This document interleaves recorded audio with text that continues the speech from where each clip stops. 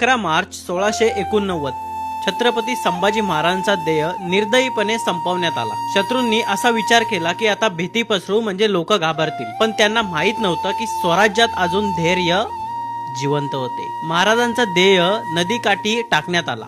कोणाची जवळ जाण्याची हिंमत नव्हती, कारण मुघलांचा तसा आदेशच होता। पण त्यावेळी पुढे आले शिवले गावाचे लोक। इतिहास सांगतो त्यात एक नाव विशेष घेतले जाते, गोविंद गोपाल महार। त्यांनी आणि गावकऱ्यांनी महाराजांच्या शरीराचे तुकडे गोळा केले, आदरांनी, अश्रूंनी आणि थरथरणाऱ्या हातांनी। त्यांना चांगलंच माहित होतं की हे काम म्हणजे मृत्यूला आमंत्रण देणे आहे, तरीही त्यांनी महाराजांचा अंत्यसंस्कार केला। त्या बलिदानामुळे शिवले या गावाला वीर पुरस्कारही देण्यात आला। आजही त्या ठिकाणी स्मारक उभे आहे जिथे स्वराज्याच्या सिंहाला अंतिम संस्कार देण्यात आला। इतिहास फक्त युद्ध नाही सांगत, तो त्या लोकांचाही स्मरण ठेवतो ज्यांनी भीतीपेक्षा कर्तव्य मोठं समजलं। महाराजांचे शरीर जरी तुटले असेल, पण स्वराज्याची